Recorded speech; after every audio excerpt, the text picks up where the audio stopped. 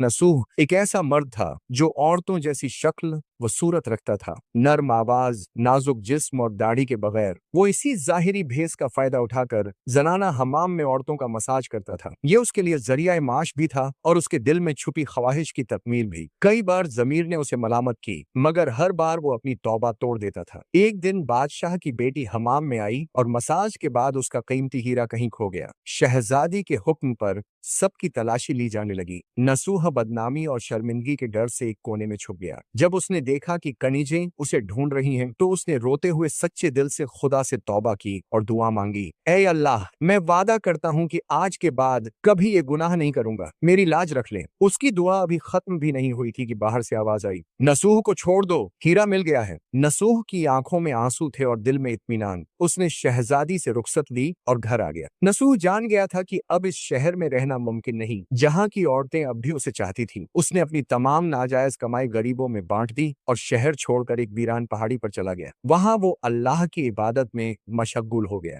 एक दिन उसे एक भैंस नजर आई जो घास चर रही थी। उसने सोचा कि ये किसी चरवाही की होगी और जब तक उसका मालिक न आए वो इसकी देखभाल करेगा। कुछ दिन बाद एक तिजारती काफिला रास्ता भूलकर वहां पहुंचा। प्यास की शिद्दत से निढाल ताजिरों को नसूह ने अपनी भैंस का दूध पिलाया और सबको सैराब कर दिया। नसूह के अच्छे अखलाकन से मुतासिर होकर ताजिरों ने जाते हुए उसे बहुत सारा माल बतौर तोहफा दिया। नसूह ने इन पैसों से वहां एक कुआं खुदवा दिया। आहिस्ता आहिस्ता उस कुएं के इर्द गिर्द लोग बसने लगे और इमारतें बनने लगी। नसूह की नेकियों की वजह से सब उसकी इज्जत करते थे। नसूह की नेकी और शोहरत के चर्चे बादशाह तक जा पहुंचे। बादशाह उससे मिलने का बेहद मुश्ताक था, लेकिन नसूह ने बादशाह के पास आने से इनकार कर दिया। इस बेनियाजी ने बादशाह की मिलने की तलब और बढ़ा दी और उसने खुद नसूह से मिलने का फैसला किया। जब बादशाह नसूह की बस्ती में दाखिल हुआ, वहीं उसकी रूह कब्ज हो गई। क्योंकि बादशाह बतौर अकीदतमंद नसूह के पास आ रहा था और रियाया भी नसूह की खूबियों की कायल हो चुकी थी, सब ने नसूह को बादशाह के तख्त पर बिठा दिया। नसूह ने इंसाफ का निजाम कायम किया और उसी शहजादी से शादी कर ली जिसके गौहर की वजह से उसे हिदायत मिली थी। एक दिन एक शख्स दरबार में आया और अपनी गुमशुदा भैंस का जिक्र किया। नसूह ने मुस्कुराते हुए कहा, तुम्हारी भैंस मेरे पास है और आज जो कुछ मेरे पास है वो सब उसी की वजह से है। इस पर वो शख्स कहने लगा, ए नसूह, जान लो, न मैं इंसान हूँ और न ही वो जानवर भैंस है। हम दो फरिश्ते थे जो तुम्हारा इम्तिहान लेने आए थे। ये सब कुछ तुम्हारी